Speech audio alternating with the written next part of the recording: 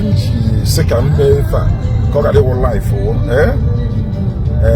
for record purposes because him and Facebook will find the mesquita. If a Facebook will make it out, email if a live. If I know 30 days or from internet or from Facebook. And may why the cancer one the Gangnam Master who me for God and the mellow of God.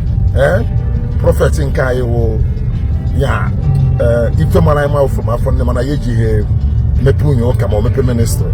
Manankai Nemeo, Naiji, Ukuchipolai, when I wear Bino, Doka, Ebatana, Spanda, and Trefe, Emali Femo, who me for God, the Gangnam Master.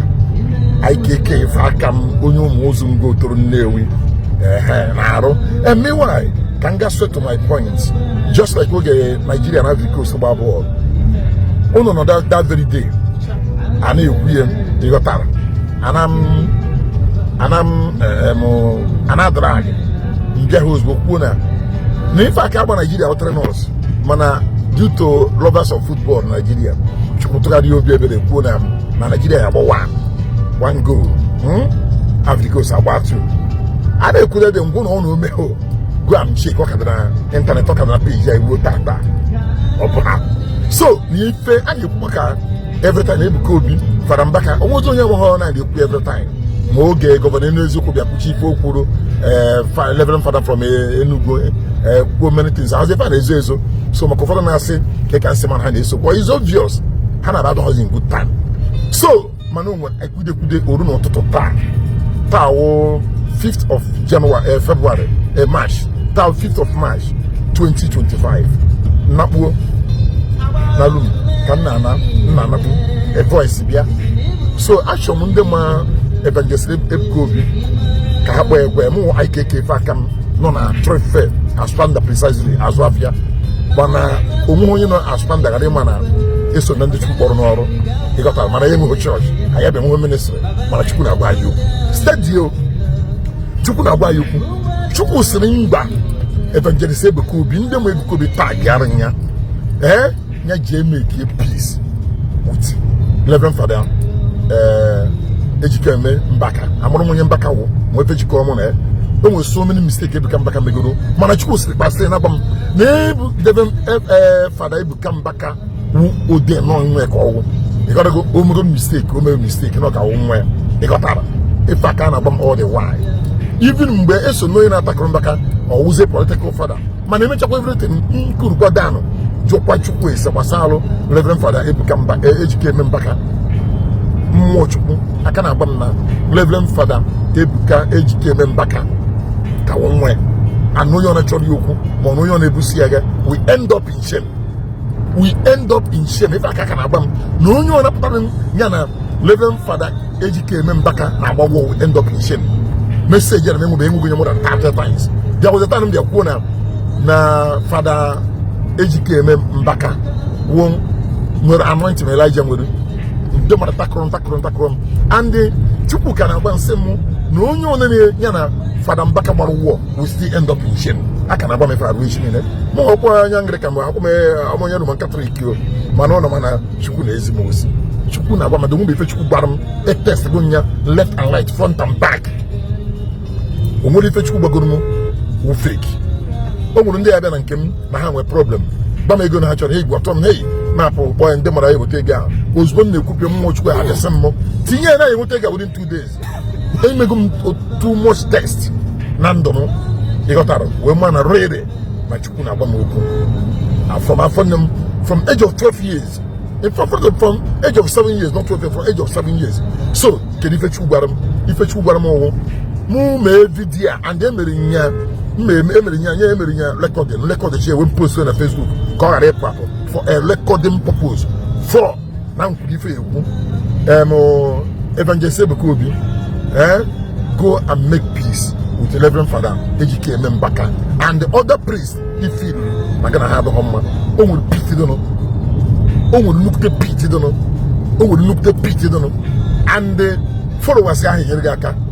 Ignore pride. If you want about pride, ignore it.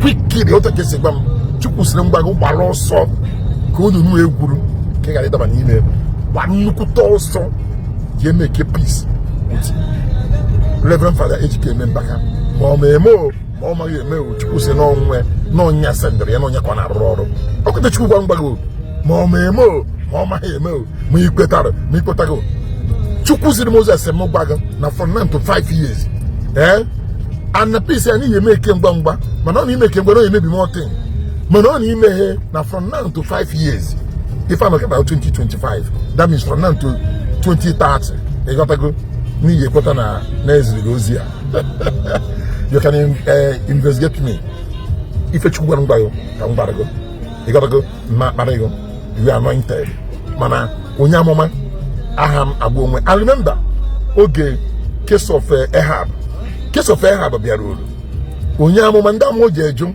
onye amụma nke asaa je ọgụ na-eyi emeri ndị na-agba eje ọgụ na-eyi emeri ka nkụ ndị na-agba Ahab je ọgụ na-eyi emeri one prophet ada anụ onu ihe ịghọtago wee na-anya n'elu wee sị Ahab King Ahab na o nwere ife ojii imerụ Chineke wee tii okwu ụgha n'ọnụ ndị amụma gị niile ịghọtago na ọnwụ na ije ọgụ a na bụ ma na Chineke ziri ozi ya. Ahab ignored the little prophet. Ebuka Obi ma ife na-ekwu he ignored the little prophet. You gotta go. Onyama wee sị ya ọsịmụ Ahab ọsịmụ sipụrụ eji eti n'ụlọ nga akpụrụ the little prophet eti n'ụlọ nga. You gotta go. Gụnụ mere Ahab was scared. So ife na-agbago ọwụ I'm a prophet. Management nke azụ I save ndị mmadụ as God called me. N'ebe na-azụ afa na splendor. You can iji onye ọnụ na-azụ afa na splendor. Say hey ganga master. Onwe onye amakwadụ.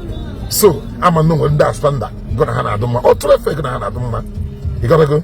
Chukwu ha nọkọta gba m okwu na ụgba ha m okwu. You gotta go. Ana m eme obey. Kedu ife Chukwu gwara m? That go nwa Evangelist Ebuka Obi go quickly, run quickly. Ignore members, ignore mmadụ niile na-agbaghị okwu. Just like in the days of Bible. Oge agwala Ahab, John, ignore them. Will also, but also can say that no, if you're not go and make peace with the Reverend Father Ejike Mbaka. Gangam Master, Omi for Ghana and Rogo, Onyo Mozungo, Otoro. Today, 5th March 2025. Kangbargefa, Chukuserembaga. May God bless our days. May God bless my days and bless our days and make you to listen to this word of God. Onyamoma, ahabu onwe, and the ashes onya mozi, onya kanezi, onya ozo kanezi. Man, the funny thing to do, no onya nezi ozi yaro, onye me expect, onya yasin kwa seba po. The prophecy won, Ejike Mbaka, omage, hey, Afro in danger. Mo IKK faga mutese gwanya Afro in danger. Reverend Evangelist Ebuka Obi will also with Egypt. Make a peace and he make a peace and make a woman na need to go in good time with Reverend Father Ejike Mbaka, your mentor. I rest my case. Omi for Ghana never go. Onyo Mozun go to the Navy, the Gangam Master. Omi for Ghana never go. Come to that one.